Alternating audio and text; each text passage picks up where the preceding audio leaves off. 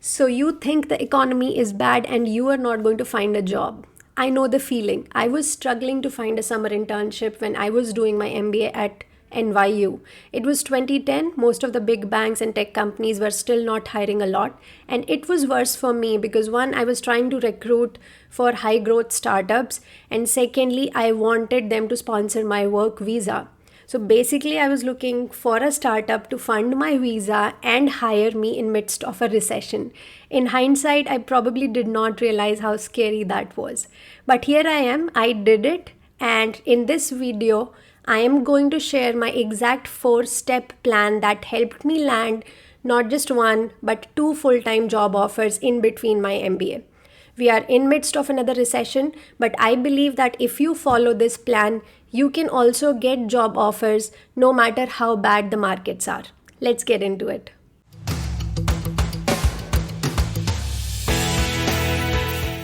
We already talked about how to plan your studies in recession in our previous video. Watch it if you haven't. In today's video, I'm going to talk about how to find jobs in middle of a recession.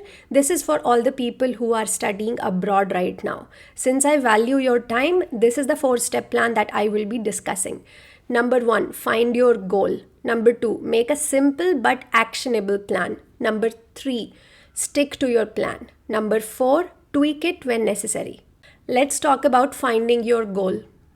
Sorry to say, but until you know what your goal is, you cannot define what success means to you. So think about this question, introspect, and find your career goal first. Sometimes people are already clear about it. For example, after working for 3 years in tech teams on Wall Street and following up what was happening in the startup world in US at that time, I was clear that I want to join a good startup and maybe start my own startup someday. My goal was clear, to join a high growth startup and learn about entrepreneurship after MBA. Your goal could be to find an investment banking job on Wall Street. Whatever that is, figure it out. If you don't know how to go about this, do some goal finding exercises or work with a career coach like me and figure this part first. Next step is the most important one. Make a simple but actionable plan. Now here I don't mean something complicated or formal like a business plan, but it should be a easy to understand plan that you maybe just scribble on your notebook or something, but it should tell you exactly what you need to do. So I'm going to share my plan with you. This is what it looks like. The approach I followed was to basically backtrack from my goal and figure out what are the things I need to get there. So as you can see here, my goal is basically to get a job at a high growth startup. And by the way, I was looking only at funded startups with some sort of stability because working on visa can be tricky in US. So I wanted to not work with very early stage startups. So you can define your own parameters as to what your goal is. So what do I need to get this job? I basically need multiple job offers from which I can choose one. And to get those job offers, I first need to interview with relevant companies, which in turn means that I need to apply to at least 50 good startups. Why 50? Because honestly, there were not that many startups in greater New York area in the kind of fields that I was interested in. But if you're applying for a software role, software engineering, data analyst kind of roles, which are hugely available, then you should target applying to at least 100 relevant companies. Now I created an action plan for each of these steps. So let's look at what I needed to do at each step to get maximum success. So for applying to more than 50 relevant startups meant I would apply via NYU. So all the startups which list their jobs on our MBA portal, I would of course apply there, but these were going to be rare and I knew that. So mainly I will have to rely on applying by myself. And to do this, I thought that I will track all the startups that come to NYU for other events, maybe build a connection with them or to attend other kind of startup events in New York City, find out more about other interesting startups that are there, and then I will go to each website of these startups and apply directly on their job portal. Okay, so that is the application part, but next I looked at what are some of the things I can do to get maximum number of interviews from my applications. And here I came up with a 3-step action plan, and I'm going to go into detail on this one because this is the most important step. Number 1 was I have to make my resume stronger so that it gets shortlisted. Secondly, can I do anything else to make my application stand out? And number 3, apply via referrals wherever possible, because I believe that your chances of landing an interview go up if you apply via a referral. To make my resume stronger, I knew that I needed to get more relevant experience on my resume, and how to do that quickly in short amount of time, I decided to do a lot of unpaid opportunities. I also found out about programs like Insight Fellowship, which is a program, a non-profit organization that accepts MBA and law students from NYU and Columbia and connects them with startups in New York. So we students work in teams with one startup each semester to help them with any strategic project they need. For example, some startup might need to build a pitch deck, and this way I worked with 2 startups in my first year. Secondly, I leveraged every opportunity and event on campus to connect with VCs and founders.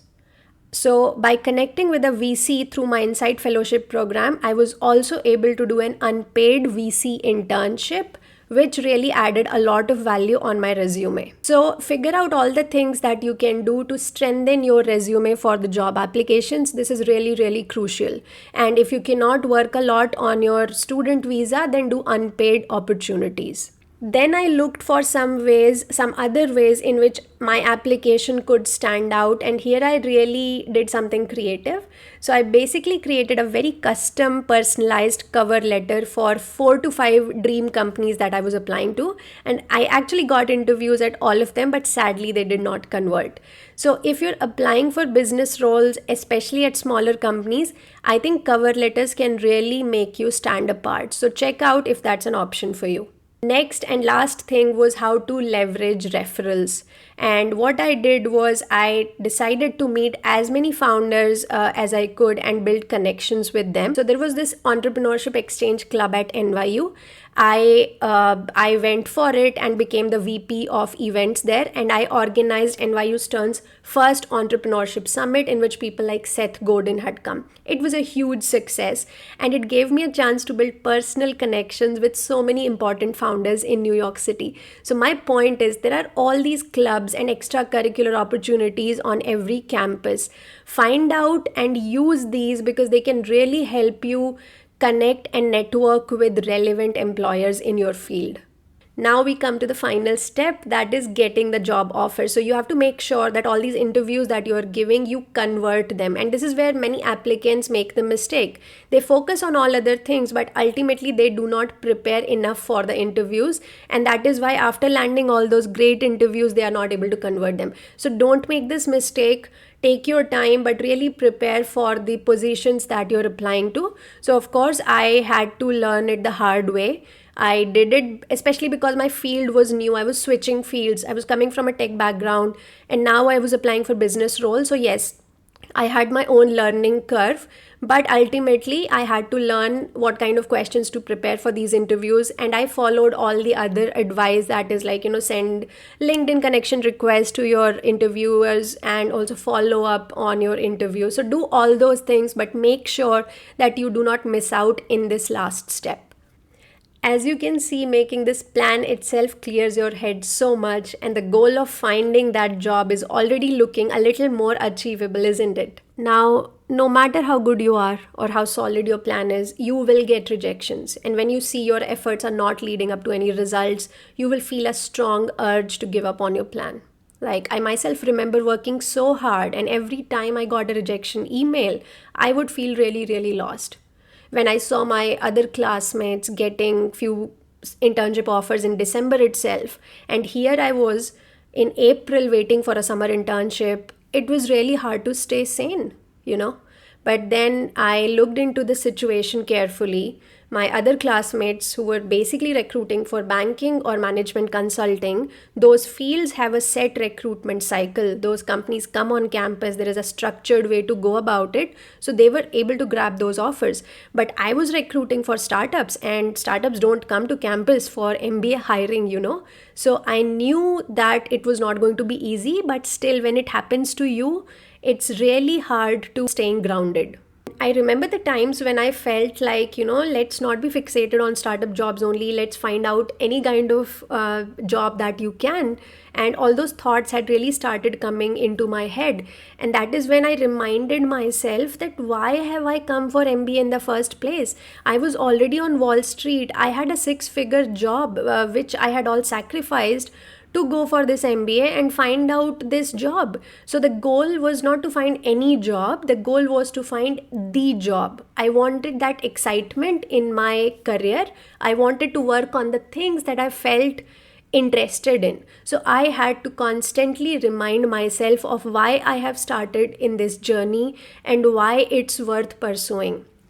So the thing is, you will also feel these doubts in your mind. So please remind yourself why you started this thing and whether it's still worth chasing or not. Now, here's a tip. Don't leave yourself a lot of time to feel sad or anxious, because those feelings can really pull you down. Keep a clear action plan, follow on it, stay busy so that you don't have time to second guess yourself, right? And this is why having this plan really helps. Stick it on your fridge, stick it on your study wall, look at it every single day so that you have a clear to-do list in front of you and you don't second guess yourself. Now let me share my results. So I think I have applied to more than 50 companies overall, 50 startups, and I landed around 12 to 15 job interviews. Now I'll tell you about the two companies. So one was Yipit, and how did I meet the founders of Yipit? Through the entrepreneurship conference that I had organized. So I was in touch with those guys and I applied for a business development internship there. I interviewed with them in February, but they had not raised funding at that time and they could not offer me a position. So I continued my job hunt, and it was in the last week of my second semester when I got an internship offer from this other fintech startup called Fundspire.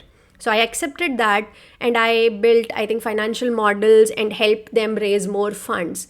Now, as my summer internship was coming to an end, this is the time when Yipit raised their Series A round, and I think they raised around $6 million. Now they had funds, so they invited me for another interview and offered me a full-time role as an operations manager. Now, I had still my second year left to go, but they had given me this full-time offer. Did I join it? I will tell you in the next part. But anyways, I went back to Fundspire where I was interning and I told them that I'm considering this offer from Yipit. So they also gave me a full-time offer that they thought that, okay, if you're really considering full-time positions, we would also like to make an offer. So this is how I ended with not only one, but two full-time job offers in my first year of MBA itself. Now we come to the last part of our plan, which is tweak it when necessary. So it's good to have a plan in front of you, but you should also stay prepared to leverage any spontaneous opportunity that might come your own way. So many things did not work out in my plans, but I leveraged the opportunities that came my way. For example, this Fundspire internship itself, they were paying really low salary, but I decided to go with them because it felt right for me. They had only 3 people in their team at that time, and I got a good vibe from the founder. And I was right. My summer was really a good learning experience for me. I helped them with fundraising and I also learned how to cold call there. So overall, it was a good growth experience for me. I'm not saying you have to do exactly what I did, but I am saying that don't be afraid to pursue the bold opportunities that might come your way. You're not going to regret it.